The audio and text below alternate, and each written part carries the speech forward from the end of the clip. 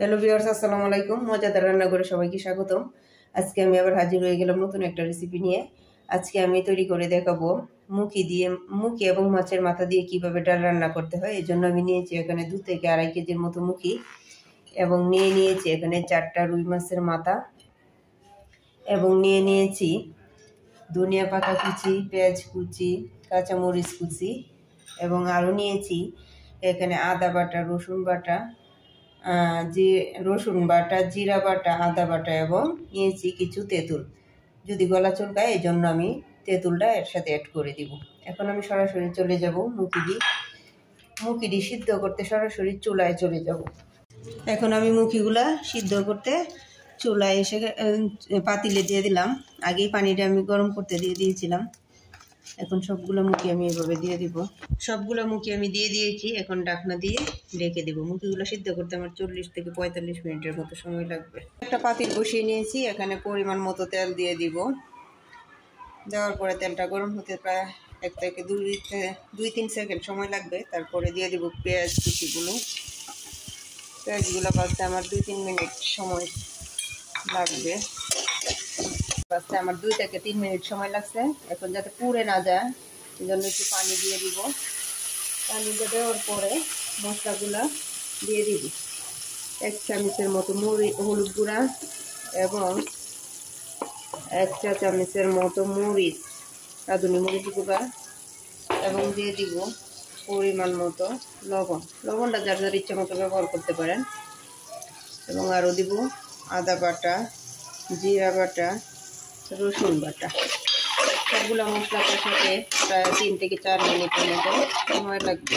মশলাটা কষানো হয়ে গেছে। এখন আমি মাছের মাথাগুলো দিয়ে দিব। একে একে সবগুলো মাথা এভাবে দিয়ে দিব।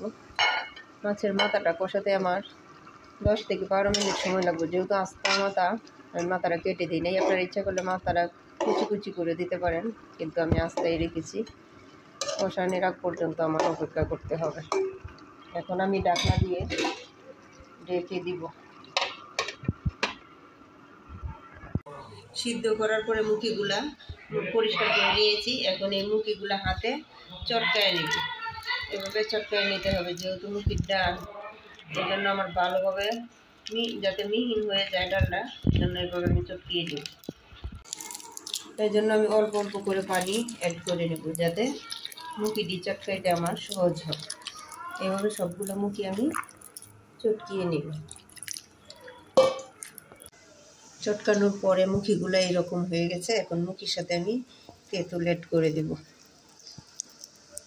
এখন সরাসরি চলে যাব আমি চুলায়। মাথাগুলো কষানোর পরে আমি এখন একে একে করে নামিয়ে নেব। ভালো করে মাথাগুলো আমি কষিয়ে নিয়েছি।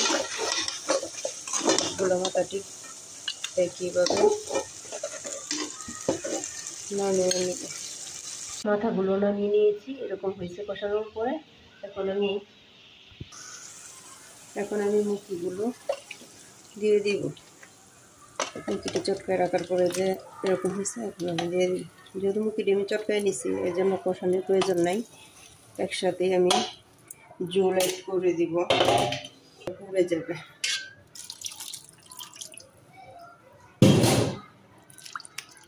এরকম হওয়ার পরে নেড়ে চেড়ে আমি ঢাকনা দিয়ে ঢেকে দিব।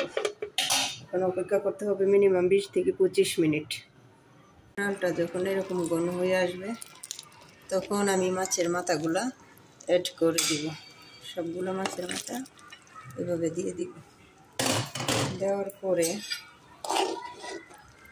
আমি এখানে দিয়ে দিব কাঁচামরিচ এবং দিয়ে দিব কিছু ধনিয়া পাতা। এখন আমার 5 থেকে 7 মিনিটের মতো অপেক্ষা করতে হবে ডালটা হওয়ার পর্যন্ত।